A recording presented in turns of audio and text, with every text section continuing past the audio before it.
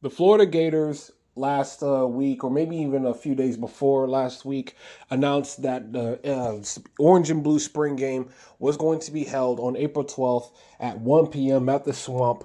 That will be Florida's Orange and Blue annual spring game that they do every year, that all college football fans do every year. I'm going to try to be there this time. Last year, I was planning to be there, but complications arose a week leading up to the leading up to last year's spring game. So hopefully, I'll have much better luck this time around. But what I wanted to do is I wanted to talk about players that I think could really use a good spring practice and spring game to boost their stock heading into the season. I'm not saying that necessarily they're going to oversee one guy for the starting position, but I'm just saying to boost them up and to really, elevate their place on the team, and could really or could use a bounce back season from maybe a struggling season or a season that was shortened by injury. One of those players is on this is in this video that I will be talking about here. So for this one of these players, I'm going to start off with a true freshman, which granted may be a little bit unfair to look at the true freshman, but just a player that I still think is going to be interesting to watch throughout the spring camp and throughout spring training, and that's Tramell Jones Jr. He's a true freshman from Jacksonville City, Florida, Mandarin High School. Now, Florida is bringing in Harrison Bailey, who has been a long time quarterback, a long time quarterback in college football, has been on a few different teams before coming to the UF. And obviously, Florida's bringing back Aiden Warner from last year. So it's pretty safe to say Tramell Jones Jr. is going to be at the number 4 spot at the moment. But what I think having a good spring camp for him is to maybe elevate himself to potentially be that, to maybe compete for that third spot if something were to happen, because last year we saw when Graham Mertz went down and then DJ Lagway went down, so then Aiden Warner had to come in.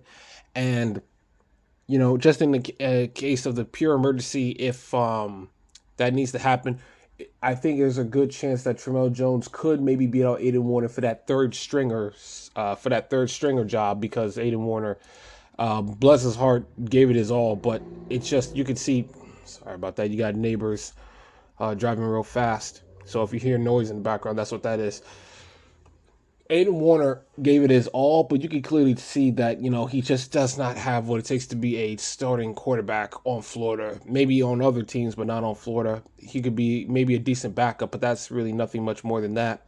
Tramell Jones, I have his recruiting profile here that was written by Andrew Ivins, who's the director of scouting for 247 Sports, an experienced pocket passer with no shortage of arm talent that had his senior campaign cut short due to lower leg injury.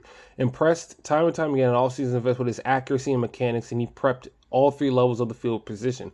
And that's pretty big, because he's not a tall quarterback. Like most quarterbacks, you want them to be 6'3", and a little bit, maybe a little bit above that. He's 6 feet. He's just he's around my height, so he's not the tallest quarterback you're gonna have. Now, 6 feet is not short compared to for the average man, but for a quarterback, that's kind of small for the position. At his best, he can stay on schedule and feed his playmakers and make anticipatory throws with ball placement. Not the most creative scrambler, and tends to panic when the rush starts to build, which can lead to paralyzing sacks. Must cut down on the interceptions, but he did exit his high school with a 22-13 record when he earned the starting gig as a freshman in high school. So he obviously has something about him for the fact that he can be a starter as a freshman already, and that he can, build up a little bit of a winning record that he did while during his time at Mandarin High School. Another player that could help out his cause is Jamari Lyons. Jamari Lyons was expected to be a key rotator at the defensive tackle position for Florida, but he broke his leg in fall camp. So he didn't play in a game at all last year. So he probably got a medical red shirt. He's going to be a red shirt junior. Appeared in 3 games in 2022. Appeared in all 12 games in 2023 and had 1 start, 20 tackles, 10 solo, a couple of tackles for loss. So he has some reps underneath his belt, and being that he's been at Florida every year under Billy Napier, he's gonna have a good understanding of what Billy Napier wants his football team to be like, and what the defense that they're going to try to apply here at Florida, being that he's been here for quite some time.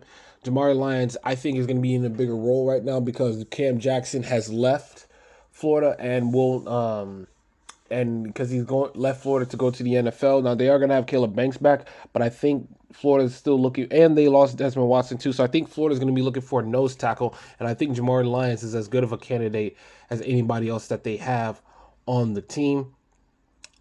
Third person I'm going to talk about here is Mr. Cormani McClain, the guy who transferred from Colorado and became a walk-on for Florida.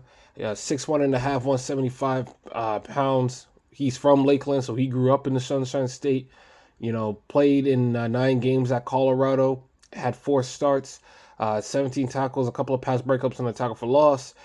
Florida didn't play that much. Well, that and also Florida had quite a bit of depth at the cornerback position, so they didn't need him to play immediately. He did have a pick 6 against Kentucky, and that was probably the big highlight of his season. Did get his first start at Gator as cornerback against Texas. Got a few tackles against Georgia, but no bigger highlight than the pick 6 that he had against Kentucky in the game that which Florida blew out Kentucky by a large margin. This guy was rated as the top cornerback in the nation coming out of high school, so he does have some talent about him, and he has great athleticism. And there's a reason why Florida took a chance on him. And Florida, I do think, believes in him because they were trying to get him to come to Florida during his recruitment, but he went to Miami, and they still tried to go after him even after he flipped to even after while he was committed to Miami, and then he never signed his letter of intent with Miami. So then he flips to Colorado, and then things didn't go well there, so he decided to go back to UF where he was comfortable with because he obviously liked how his time with the staff went for him to go to Colorado to Florida. Fourth player I'm going to talk about here, Mr. Aaron Chiles, the inside linebacker from Maryland. Was a true freshman last year. Is going to be a sophomore this year. Then majority of the attention went to his teammate Miles Graham, who was one of the other top linebackers that Florida had in their 2024 class. But Miles Graham got a lot of reps. Florida had a lot of depth at the linebacker position last year, so it was kind of hard for Aaron Chiles to get on the field. And Miles Graham, earned all freshman SEC honors. So he kind of got, like I said, got most of the attention. Mainly was a special teams guy, a little bit of outside linebacker as well. Had 22 tackles, a pass breakup, a quarterback hurry, and 1 sack. He played in all 13 games last year. So he got quite some reps, and Shamar James leaving Florida to go to the NFL is probably going to give him. I think Shamar did that for the program more so than for himself because I think he saw that Florida was building up some linebackers there, so he knew him being there was going to take away snaps from the younger guys, so he probably left in the NFL so Florida can see what they have. Against Miami, got about 3 tackles, got another 3 tackles against UCF, got another 3 tackles against LSU, played a lot of snaps on defense and special teams combined against Texas. A lot of players got in on that game, so he saw some action throughout the season. Former 4-star recruit consensus from 24/7 Sports, ESPN, All 3, and Rivals was the 2023 Max Preps Maryland High School Football Player of the Year in the state of Maryland. That's pretty good. Was ranked number 2 and number 1 and number 2 in the state of Maryland by Rivals and ESPN respectively. So this is a talented dude that and he has some good size to him, almost 6'3", 230 plus. He's what today's linebackers are nowadays. I think he's a very good player, and he could do well for the team if he's able to get on the field this year. Fifth player that I want fifth player that I want to talk about here, Amir Jackson, who was the first domino to fall in that great recruiting summer that Florida had in 2024 last year.